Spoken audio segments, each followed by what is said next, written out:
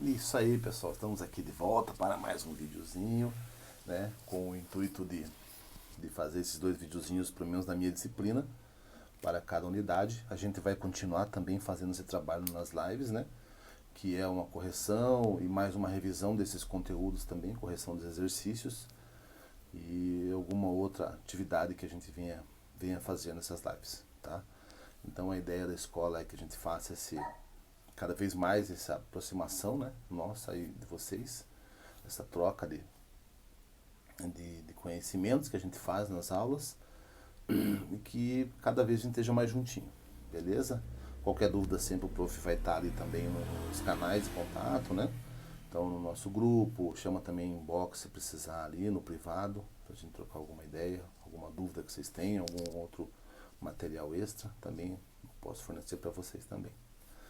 Bom, na página 9 do do CA, o livro de atividades, do caderno de atividades. Então, na página 9, temos ali em cima, agora continuando sobre o populismo no Brasil, temos Getúlio Vargas. Getúlio Vargas a gente falou no último vídeo, desculpa. Agora temos Juscelino Kubitschek de Oliveira, que é o JK, que governou de 1955 a 1960. Ficou conhecido pelo slogan, né, de 50 anos em 5, que a ideia era 50 anos de progresso em 5 anos de governo dele. Esse era o seu slogan na sua campanha. Estabeleceu o plano de metas e incentivou a instalação de indústrias e empresas estrangeiras no país, construindo uma nova capital para o país, Brasília. Então ele construiu Brasília também, a fim de promover a integração da região centro-oeste com o restante do país. Contraiu empréstimos dos Estados Unidos e rompeu com o FMI, deixando o Brasil em crise. Então, Fundo Monetário Internacional, que é esse FMI, ele rompeu nesse período com o FMI, construiu Brasília. Nesse caso também ele estabeleceu planos e metas, né?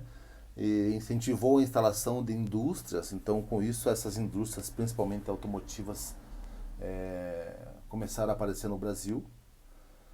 Também houve um descontentamento da parte empresarial nossa, brasileira, porque esse incentivo a empresas de fora não era uma coisa boa para esses empresários brasileiros, para a indústria brasileira, porque esses empresários receberiam incentivos que muitos empresários brasileiros não recebiam naquele período. Claro que para a população também era mais emprego, né? Era mais emprego chegando.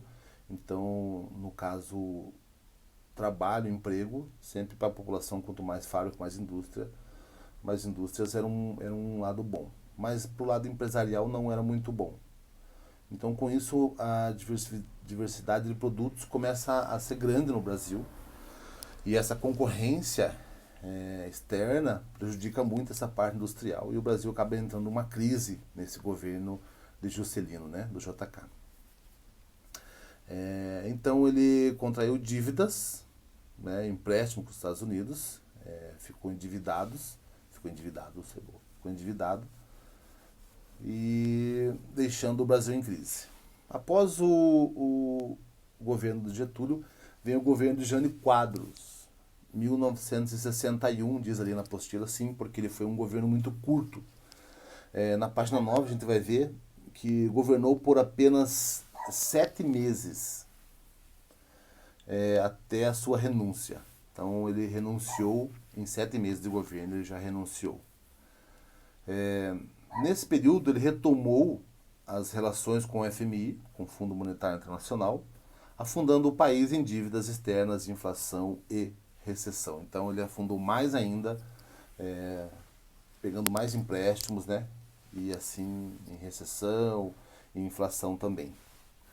Tomou medidas polêmicas que fizeram adquirir fama de autoritário, tal como a proibição de uso de biquíni nas praias e a proibição das brigas de galo. Então, naquele período ele já proibiu que as pessoas usassem biquínis na praia, que hoje é uma prática comum, né? No nosso mundo, no nosso Brasil contemporâneo. E proibiu também as brigas de galo no país, que hoje ela já é proibida do modo geral, ele já é um crime mesmo, né? Isso qualquer governo, qualquer estado, qualquer prefeitura acaba combatendo isso, né? Do modo geral, porque ele é proibido. Mas o biquíni hoje é uma coisa normal no mundo inteiro, tá? Mas para aquele período, o Jânio acabou proibindo isso, né? Então eles achavam que ele tinha uma maneira muito autoritária de governar, tá? Ele ficou conhecido como autoritário, tá bom? Então ele teve a sua renúncia ali. Em 1961, João Goulart, na condição de vice-presidente, né? Então com a renúncia do modo geral do Jânio, então o João Goulart acaba assumindo esse governo, tá? Como presidente. Na condição de vice, que ele era, né? Tomou posse como presidente após a renúncia de Jânio Quadros. Assumiu o governo sob o sistema parlamentarista. Instituído pelo Congresso, tal sistema ficou em vigor entre 1961 e 1963.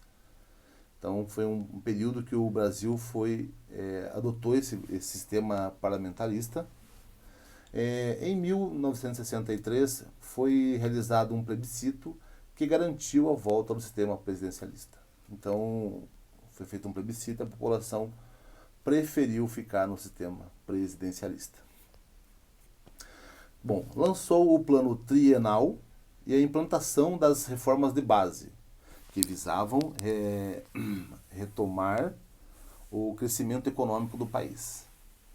Em 1964, João Goulart sofreu um golpe de Estado que deu início à ditadura civil-militar. Então, ali em 64 foi o início da ditadura militar no Brasil, onde ele sofreu o golpe, né? E foi deposto, tá? Bom, ali então, gente, começa a parte da ditadura militar, que a gente vai ver em outro momento. E esse foi um período do populismo no Brasil, tá? Esses governos que tinham esse lado mais populista, que a gente falou um pouquinho, deu uma pinceladinha em cada um deles. Vocês conseguem aprimorar mais esse conhecimento também no LD, no livro didático, onde ele é mais extenso, seus textos, tem uma informação um pouco mais ampla também, e buscar em outras fontes, né? Em outros livros, se vocês precisarem, também falem comigo, eu passo para vocês. Então é interessante também, é um conteúdo bacana. Tem também ali na página 10, fala um pouquinho sobre a questão indígena e negra durante o populismo. Então vou ler para vocês ali um pouquinho, né, para a gente ver como que foi isso. É uma parte bem resumida que tem ali. Então, durante os governos populistas, uma série de medidas foi tomada com o objetivo de integrar negros e indígenas à sociedade brasileira. Contudo, é importante lembrar que essa integração foi feita com base nos interesses do Estado e não levou em conta a necessidade dessas pessoas que continuavam sendo marginalizadas, sofrendo preconceitos e abusos. Então, ali, a ideia desses governos era mais uma parte política, com interesses do Estado, e não realmente quais são as necessidades dessas pessoas, que elas eram vistas como marginais na sociedade, e essa integralização que eles queriam não pensava realmente na pessoa, na cultura e como era visto essas pessoas na sociedade. Então era uma maneira mais populista de tentar integralizar essas pessoas numa sociedade que a discriminava e a marginalizava também. Bom, ali no quadrinho rosa, ali, mesmo com a existência do Serviço de Proteção aos Índios, os indígenas continuavam a enfrentar invasões em suas terras feitas por agricultores e tropeiros. Então, os indígenas sofriam essas invasões, né? Continuavam sofrendo invasões, onde o governo não fazia uma cobertura sobre isso, um combate com relação a isso também. Então essas terras eram roubadas, eram desmatadas, né? Essa parte onde os indígenas moravam, essas tribos eram instaladas. Reservas indígenas foram criadas no país, como o Parque Nacional do Xingu, em 1961, no Mato Grosso. Essas reservas foram e ainda são exploradas ilegalmente por aqueles que se interessam pelas riquezas naturais presentes nessa região. Então foram criadas reservas no Brasil, reservas onde os indígenas, para preservar esse local onde os indígenas moravam, viviam,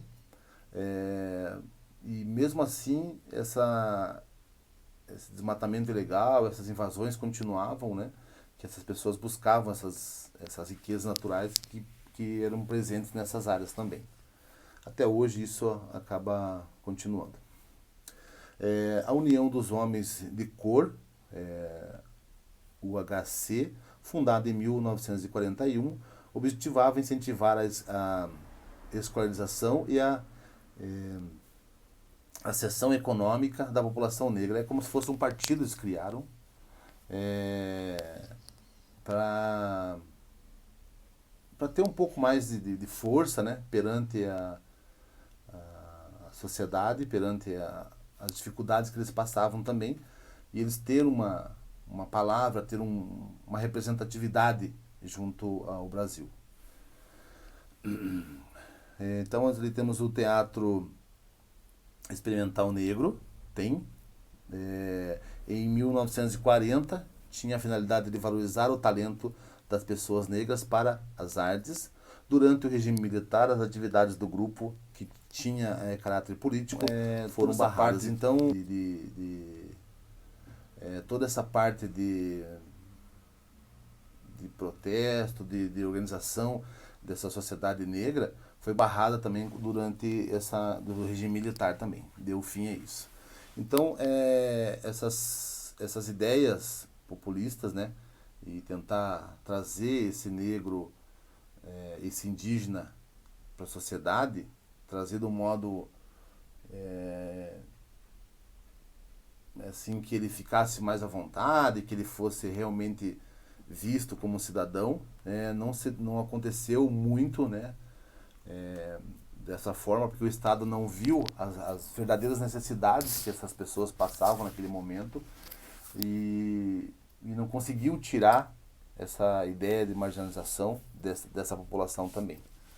Bom, mas isso são coisas que acontecem até hoje, né?